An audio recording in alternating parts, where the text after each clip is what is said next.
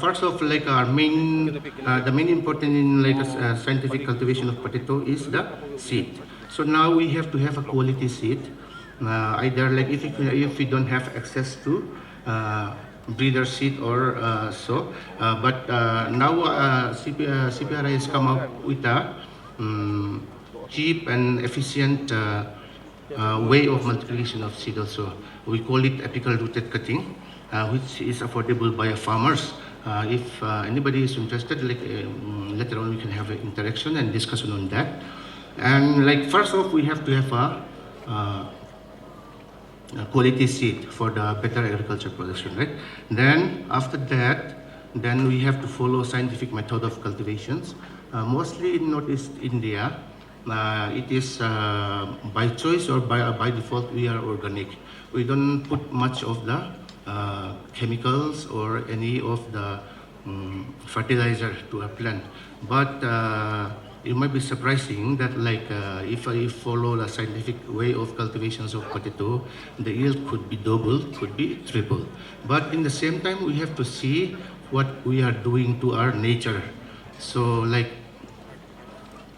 I am not saying that using chemicals, fertilizers, and those things are best.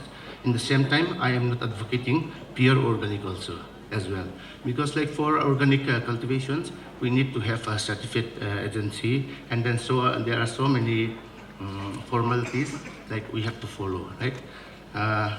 So like as I said, this is a brief introduction only. Whoever is interested and then wants to know more, we'll be there. We are having a stall over there. We can have a discussions later on. So and one more important thing is the storage of a seed. If we want to grow a potato, then we have to store the seed for the next season, right? So like the way we store the potato seed also determine lots what will be our next crop. Because like if the seed is not stored properly in a proper way, then it could have get infections, and then it could have been infestation. So like the next crop will be determined by how we store the potato. So those kinds of storage also we can discuss later on. And so I'll stop my speech here. And once again, I thank very much to the organizer, and then to all the dignitaries and elders out here, respectable one. Thank you very much for it. I really feel delighted and privileged to be amongst you all this morning. I myself is from this village, Jakama. The other day, not very long ago, maybe almost 3 weeks back, when I can say some of our sons and daughters of Jakama informed me that they were in the process to organize the first ever potato festival of Nagaland in our village. I also felt very good and wanted to encourage them. I told them, you contact the concerned departments or any agencies which can be of any help to us. And from the village authority or from that of our side, we are always there to back you up. So with this concept, they have come up with the first ever potato festival this morning. To many of the visitors, I will say that since it is the first time, it may not be of the expectation of every participant. But for that, I tender our humble apology on behalf of the organizers as well as that of our village. And we look forward and hope that we will come up with better things in the coming years. Yes, of late, people have started falling back to agri and allied activities, and it is a must. When I check up with the history of potatoes coming to our area the other day, I've inquired from some elders. Our scientific officer, Mr. Silo, has just informed us that the original potatoes is from the South American countries, that of Bolivia, Peru, Chile.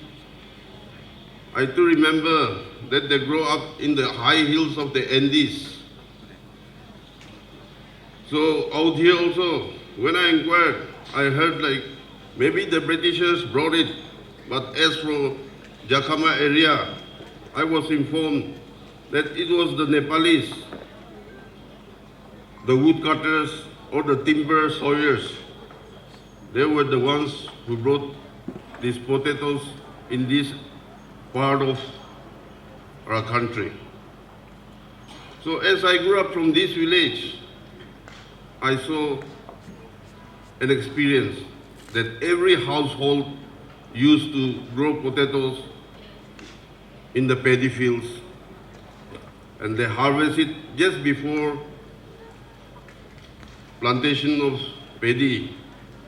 Some grow in the high hills, in the valleys. Those are grown later and harvested around the months of October and November. But the potatoes grown and which are displayed here in front of us this morning, these are grown in the month of December, January, and then they are harvested before the paddy plantation started. So I wanted to tell especially the people of our area, that is the Southern Angamis, that we are blessed with a bountiful nature, whether it's the forest cover or the streamlets, rivulets.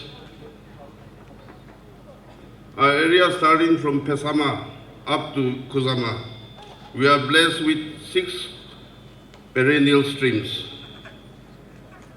And as you can see, all above the national highway, we have forest covers, which we need to protect.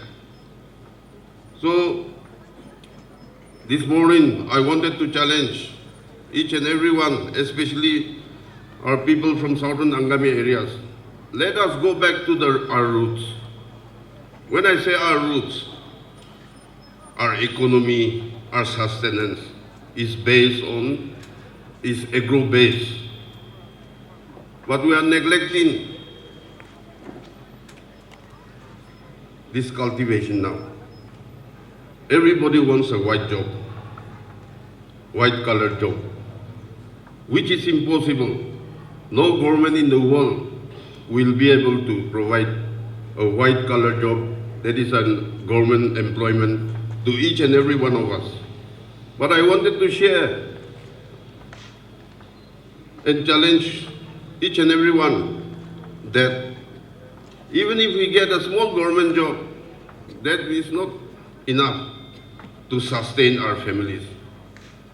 But here, if we fall back to agro-based activities, horti-based activities, as I've said earlier, our area is very richly blessed. You just plant anything, it's flourishing. This can build our economy, this can sustain our daily lives. So let us go back. There are many department governments which have different schemes and projects to help each and every farmer. But till now what I've seen is that I didn't see a single beneficiary sustaining himself or herself by the projects, by the schemes, by the finances that are rendered to us by the government. As educated people, we should be better farmers than our parents, our forefathers who are uneducated. But they till the land through their practical experiences and has sustained our generation till date. So as educated people, whether you are male or a female, let us explore the feasibilities, the possibilities of what agro-based activities can help our economy, can sustain our living. Today, every graduate considers himself or herself educated unemployed. Let us do away with this mentality. For me, personally, I'll call unemployment a situation where you don't have any avenue to earn a living. But the concept we see now is that unless one does not get a government job, he or she is considering himself or herself as unemployed. So let us do away with this and try to be more practical, try to be more realistic, to live in a competitive, busy world.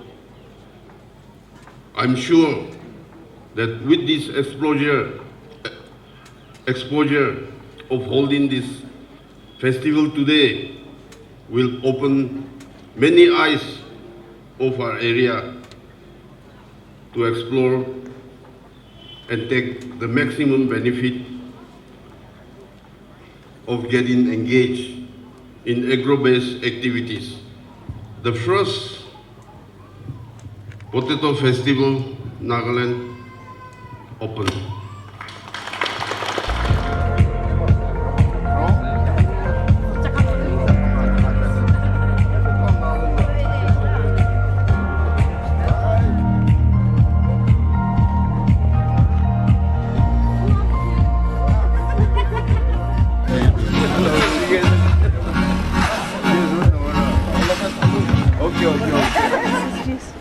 Okay. From Jakama and from Konoma. Good afternoon. I'm Dr. Depto, one of the organizers of the Nagaland Potato Festival 2024. So this is the first ever potato festival in Nagaland. Our sole aim to organize this potato festival was to promote the local products and the local, our indigenous farmers. Potato has been next to rice staple food for our state, and it is widely used and one of the most common vegetable used in the kitchen. Organic potatoes are a delicacy. We can say it's a delicacy. It is rare to find, and as of now, people have started to do organic potato cultivation on a large scale, but it's not large enough that it goes to the common market. Now, most of the potatoes that we cultivate in the paddy field in our nearby mountains, it gets sold so quickly that it does not reach the general market. And also there are so many challenges that is faced by our farmers, like the labor costs, the cost of the seeds, insects and like wild animals, and also transportation, and like that. There are so many expenditures and so many shortcomings. So this Nagaland Potato Festival, we aim to create a platform where we can bring the department, the NGOs, the banks, where they can come and give benefits to the farmers. Like the departments, they can come, and they have come, and they'll be giving some schemes and benefits to the farmers. Also, the banks are also here, so they'll be giving a loan, credit system, financial aid to the farmers. And also there are companies like Farmcraft Enterprises. They are here, and Agri Department. They have brought the modern machineries, tools, which will ease up the farmers' work and fasten up the job. And also we have this CPRI from Shillong. they are giving some demonstration and training on the modern technologies of potato cultivation and potato plantation. So since this is the first Nagaland Potato Festival, actually I was also in a 50-50. I believe that many people will come, but again on the other side I was a little scared people might not turn up, and it's been raining since this whole week, but yesterday and today it didn't rain, so thank God for that.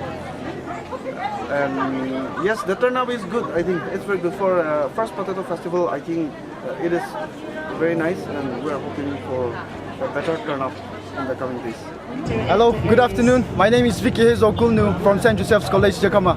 So as we have all gathered here to witness the Potato Fest in Jakama Local Ground 2024, we see a lot of stalls around, and it is very much a very delightful event to witness, to see such culture and to see such rich tradition in our place. And it is a very good opportunity for people to display their organic products and to amplify their voices, to encourage the use of organic products for organic farming, for our health and for our better health aspects. And since it is the first fest being held in Jakama Local Ground, we wish to see more events and more interesting events happening in this fest in the coming days. Thank you.